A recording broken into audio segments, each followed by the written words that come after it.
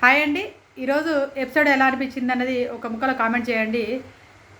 మన నాగార్జున గారి మూవీ ఉంది కదా, శివ మూవీ మళ్ళీ రిలీజ్ చేస్తున్నాడు కొత్తగా. అంటే మొత్తం డాల్బిన్ సౌండ్లతో రిలీజ్ చేస్తున్నాడు. ఆర్జీవి గారు, అమల గారు స్టేజ్ పైకి రావడం జరిగింది.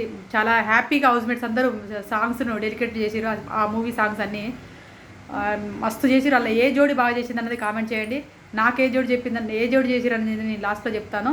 అదేవిధంగా ఇవాళ సాక్రిఫైజ్ల వారం కదా అనుకొని పెట్టుకోవచ్చు. దీనికి సాక్రిఫైజ్లు వాళ్ళు చేయకపోయినా వీళ్ళు లాగేసుకున్నారు. ఈడ సెల్ఫిష్ ఎవరు అనిపించిండ్రు మీకు? సెల్ఫిష్గా ఎవరు అనిపించారు అంటే ఎవరిది వాళ్ళ వాళ్ళ పర్సనల్ కోసం ఇంకొకరిని దగ్గర ఉన్నటువంటి పర్సనల్ థింగ్స్ను లాక్కోవడం అనేది ఎంతవరకు కరెక్ట్ అనేది మీరు కామెంట్ చేయండి. నాకైతే ఇమాన్యుయల్ అస్సలు నచ్చలేదు. బాగా హౌస్లో సెల్ఫిష్ ఎవరు అన్నారంటే ఇమాన్యుయల్. 1000% చెప్తున్నా. సెల్ఫిష్, కన్నింగు, సేఫ్ గేమరు, ఇవన్నీ బిరుదులు ఇమాన్యుయల్కి ఇవ్వచ్చు. రేపు నాగార్జున గారు కూడా రేపటి ఎపిసోడ్లో చూడండి, ఇమాన్యుయల్కి దివ్యకి ఫుల్ కోటింగ్ అనేది ఉన్నది.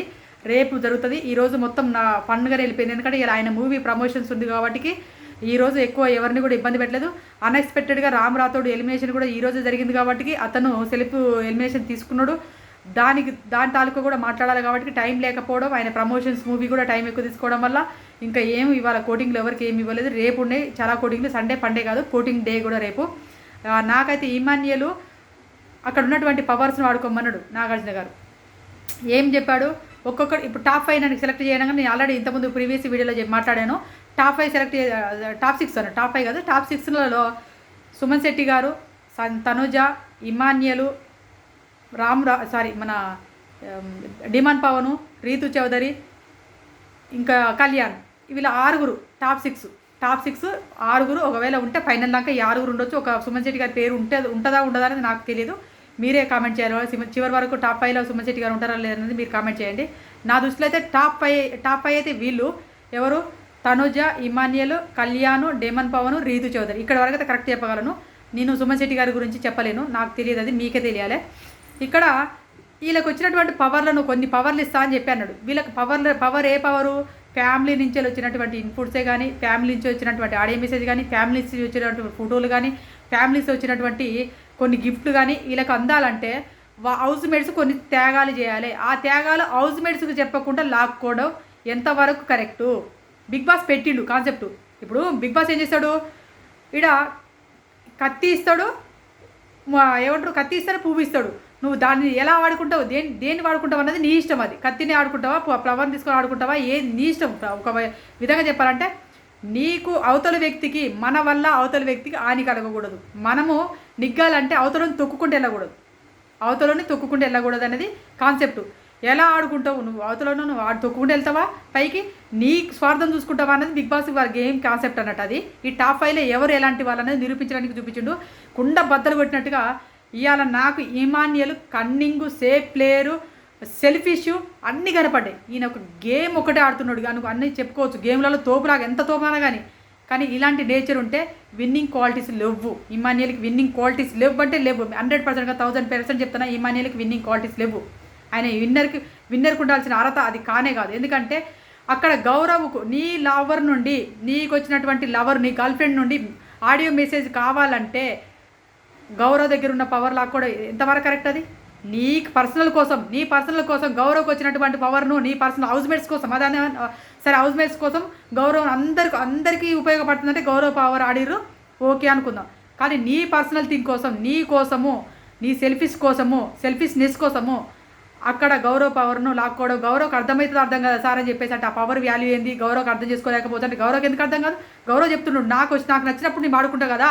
నాకు గేమ్లలో ఇతర పక్క గేమ్, అవతల పక్క ఒక టీం, ఇతర పక్క టీం ఉన్నప్పుడు ఈ టీంలో ఎలిమినేషన్ ఎక్కువ జరుగుతాయి, ఈ టీంలో జరగవంటే నేను అప్పుడు బిగ్ బాస్ని అడిగేసి నేను అందులోకి జంప్ అవుతా కదా. నాకు అది తెలుసు, నాకు ఎప్పుడు ఆడుకోవాలో నాకు తెలుసు, నువ్వు ఎలా తీసుకున్నావు అని చెప్పేసి గౌరవ్ అనడం జరిగింది.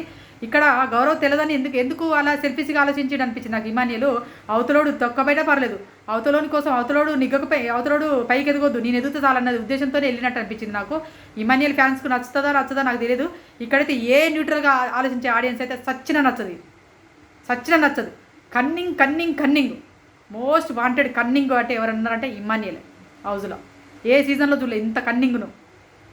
చెప్తున్నా కదా, ఇంత కన్నింగ్ ఉన్నటువంటి కంటెస్టెంట్స్ని ఏ సీజన్లో చూడలే. ఈ సీజన్లో మాత్రం ఇమాన్యుయల్ చూస్తున్నా. ఇమాన్యుయల్ చేసిన పద్ధతి ఏ ఆడియన్స్ కాదు కదా, ఎవ్వరు కూడా నచ్చదు. మీకు నచ్చితే ఒకవేళ కామెంట్ చేయండి. ఎవరికి అంటే ఇమాన్యుయల్ ఫ్యాన్స్ కానీ, ఇమాన్యుయల్ ఏమంటారు హార్డ్కోర్ ఫ్యాన్స్కి మాత్రం ఇది నచ్చుతుందేమో, కానీ న్యూట్రల్గా ఆలోచించే ఆడియన్స్కి అయితే ఇది నచ్చదు. నాకు ఇది ఒకటి చెప్పాలనిపించింది ఈరోజు ఎపిసోడ్లో. ఇమాన్యుయల్ చేసిన పద్ధతి నాకు సస్యం మీరు నచ్చలేదు. ఎందుకంటే నెక్స్ట్ ఈయన లవర్ ఉన్నది. ఫర్ ఎగ్జాంపుల్ డబ్బు సంపాదించడానికి వచ్చిండు. ఇమాన్యుయల్ ఎందుకు వచ్చిండు హౌస్కి? డబ్బు, ఫ్యామిలీ కోసం డబ్బు సంపాదించడానికి వచ్చారు. బతకడం కోసం దుబాయ్ కంట్రీలు అటు వెళ్తారు, బయటికి వెళ్ళేసి ఉండట్లేరా? వాళ్ళ భార్య పిల్లలను చూసుకోవడం కోసం బయటికి వెళ్ళేసి ఉండట్లేరా? ఉంటారు కదా. నువ్వు వచ్చి పట్టువని 2 నెలలు కూడా కాలేదు, అప్పుడే లవర్ హౌస్లోకి వచ్చినప్పుడు ఏమని చెప్పింది?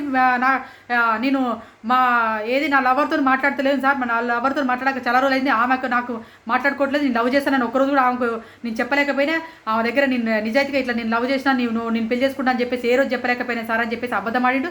ఇప్పుడు ఏమంటే అలా 5 నెలల నుంచి లవ్ చేసుకుంటారట, రోజు కాఫీ తాగడానికి పోతారట, రోజు బయటికి తీసుకెళ్ళి ఏదో కాఫీ అని చెప్తుండే, ఏదో దాంట్లో మన కుండలో కాఫీ తాగుతారట. ఆ కాఫీ పేరు కూడా ఏదో చెప్పిండమ్మా, కుల్ఫీ కాఫీ ఏదో కాఫీ అని చెప్పిండు, నాకు తెలియదు అది. ఆ కాఫీ తాగుతామని చెప్పేసి చెప్పిండు. అంటే ఇక్కడ చెప్పింది ఒకటి, అక్కడ చేసేది ఒకటి. ఎవరు దేశం మీద ఎవరు ప్రేమించుకోవట్లేదు, ఎవరే లేదు. నీ ప్రేమ కోసం ఇతరుల బలి చేస్తావు. నీ లవ్ కోసం ఇతరులకు ఎమోషన్తో ఆడుకోవడం అనేది ఇమాన్యుయల్కు చాలా చీప్ అయిపోయింది.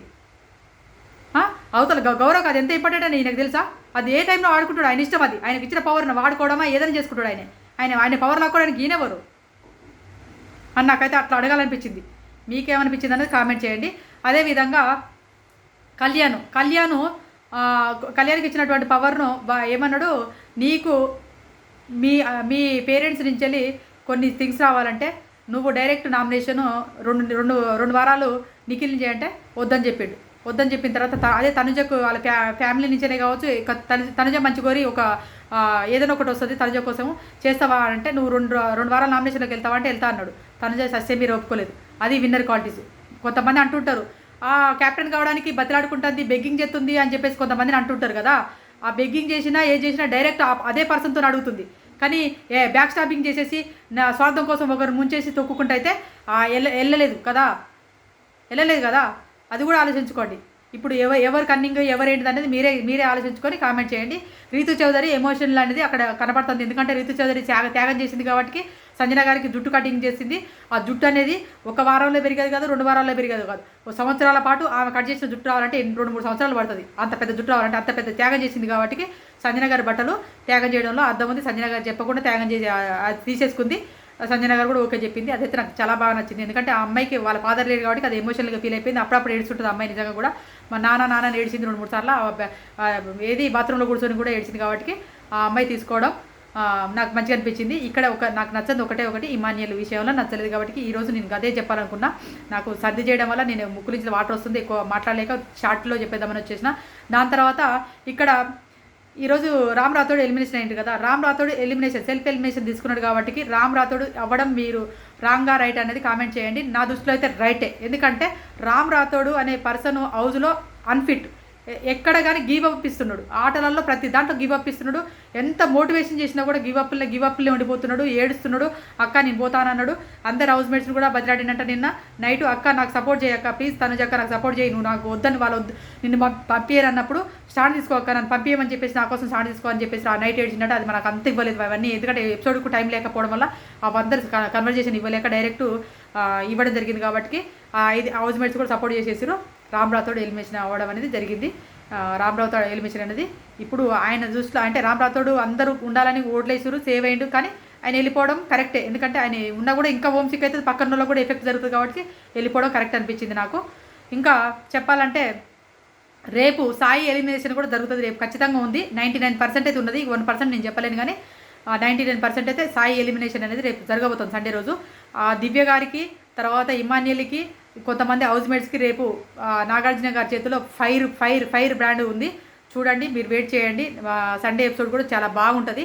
ఇదైతే మీరు మిస్ అవ్వకండి. సండే ఎవరికి ఇప్పుడు నేను చెప్పిన పాయింట్లనే సండే రోజు అడగబోతుండే నాగార్జున గారు. ఎవరిని అడగబోతుండే, ఏం అడగబోతుండే అన్నది మీరు సండే రోజే వినండి, బాగుంటుంది. ఎపిసోడ్ మాత్రం మిస్ అవ్వకండి. ఈరోజు ఈ రివ్యూ ఇదండి.